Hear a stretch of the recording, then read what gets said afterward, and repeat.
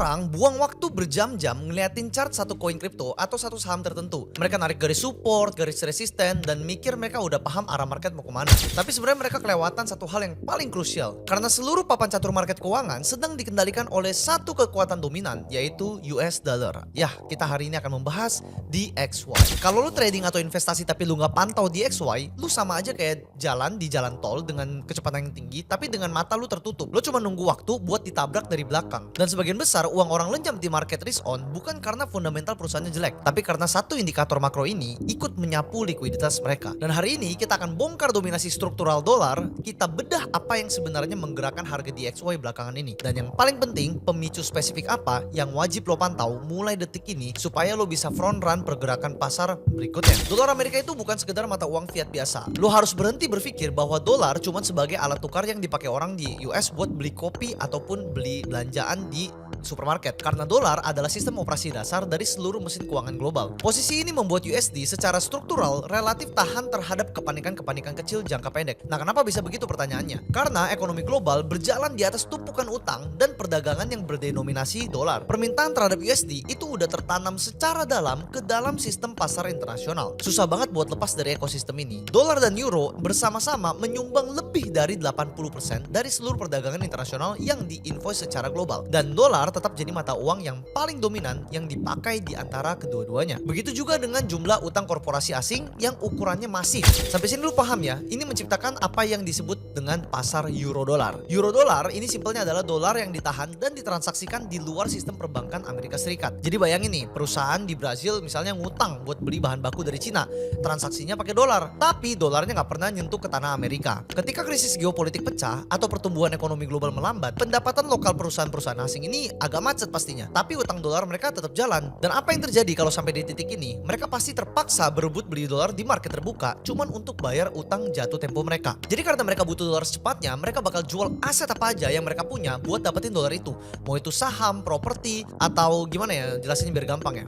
Jadi intinya mereka tuh dipaksa beli dolar di harga berapapun itu. Sampai sini paham ya? Dan hal ini menciptakan permintaan dasar yang sulit dihindari oleh banyak pelaku pasar. Simpelnya ini adalah sebuah short squeeze permanen pada dolar. Jadi permintaan terhadap dolar ini selalu ada, dan ketika supply-nya lagi seret, wah bayangin harganya bisa terbang setinggi apa. Dan mekanisme fundamental inilah yang menjamin satu hal. Bahkan ketika ekonomi Amerika Serikat sendiri lagi bermasalah, dolar itu tetap punya kekuatan dasar yang sulit ditandingi oleh aset lain. Ini udah bukan lagi soal dunia percaya atau enggak sama pemerintahan US. Ini soal kebutuhan matematis dari mesin utang global. Nah, sekarang kita bakal ngomongin pergerakan harganya. Dan pasti banyak yang bertanya, kenapa belakangan ini DXY itu geraknya agresif banget? Pergerakan DXY belakangan ini sebagian besar didorong oleh permainan kejam dari interest rate differentials, atau bahasa Indonesianya selisih suku bunga. Dan disinilah The Fed atau Bank Sentral US bertindak sebagai market maker utama dunia. Aliran modal institusional raksasa itu cenderung bergerak dengan satu pola yang hampir selalu berlaku. Modal akan mengalir relatif cepat ke tempat di mana mereka diperlakukan paling baik. Artinya, uang triliunan dolar ini cenderung mengejar yield tertinggi dengan level resiko yang paling rendah. Make sense ya? Ini untuk smart money dan big money movement gitu.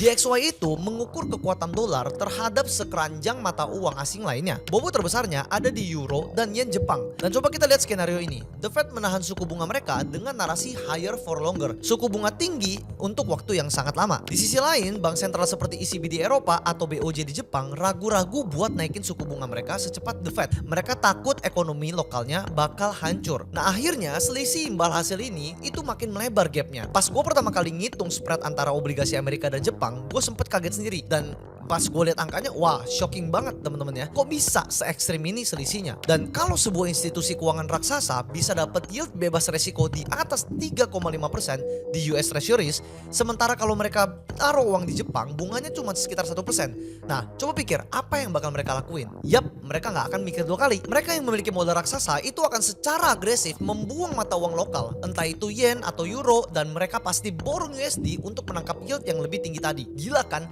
Bayangin aja nih.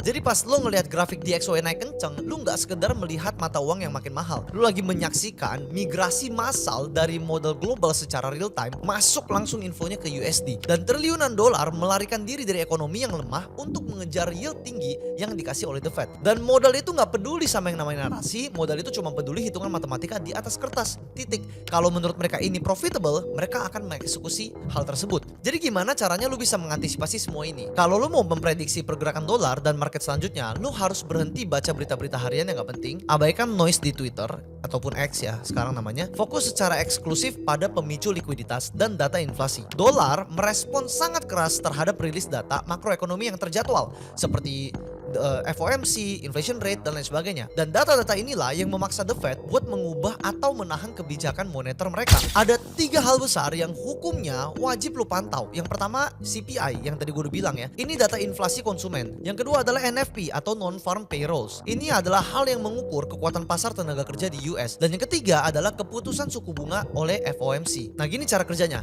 Kalau data inflasi keluar lebih panas daripada prediksi awal atau laporan pertumbuhan lapangan kerja ternyata masif banget, market pasti langsung bereaksi. Mereka langsung memproyeksikan kalau The Fed bakal naikin suku bunga lagi atau seenggaknya menahan suku bunga di tingkat yang tinggi lebih lama. Tanggal 16 Juni 2026, lo melihat sendiri dinamika ini main secara live di market. Institusi masih nahan nafas merespon angka inflasi dan kebijakan ketat yang bikin dolar tetap jadi aset paling aman dan paling menguntungkan buat dipegang, atau kita bisa juga sebut dengan safe haven. Suku bunga yang tinggi berarti likuiditas di market semakin ketat, uang makin susah dipinjam, dan dolar makin langka. Otomatis harganya akan semakin kuat ya. Dan lo tahu apalagi yang bisa memicu lonjakan di XY? Kejutan geopolitik seperti perang, konflik, krisis energi. Kejadian-kejadian ini bertindak sebagai sebuah wildcard. Begitu ada kepanikan global, aliran uang langsung memicu pergerakan flight to safety. Modal-modal besar cabut secara massal dari aset-aset risk on dan lari secepat kilat langsung ke pelukan US dollar. Dengan lu memantau secara disiplin 3 besar tadi, inflasi, tenaga kerja, dan FOMC, lu punya radar buat deteksi krisis likuiditas sebelum akhirnya kejadian itu terjadi. Lo bisa memposisikan portfolio lo di tempat yang aman bahkan sebelum mayoritas retail di market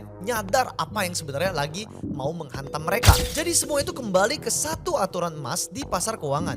Jangan pernah melawan The Fed dan jangan pernah mengabaikan DXY. Ketika mesin dolar mulai menyedot likuiditas global dan menghancurkan mata uang lain, aset risk on bakal kesulitan bernafas. Likuiditas adalah darah dari pasar keuangan dan DXY adalah detak jantung yang memompa darah itu. Pahami alirannya dan lo bisa berhenti jadi korban dari pergerakan market yang secara tiba-tiba suka gonjang-ganjing. Make sense ya sampai sini ya? Kalau kalian rasa konten gue ini bermanfaat dan kalian ngerti, kalian boleh subscribe channel ini untuk tidak ketinggalan breakdown makro brutal lainnya yang langsung nyasar ke inti masalah tanpa basa-basi. Kalian boleh like video ini kalau kalian suka dengan video ini, kalian boleh komen feedback, saran, request, dan lain sebagainya. Dan kalau kalian rasa videonya juga bisa bermanfaat bagi orang lain, kalian silakan share dan sampai ketemu di video berikutnya. Bye bye.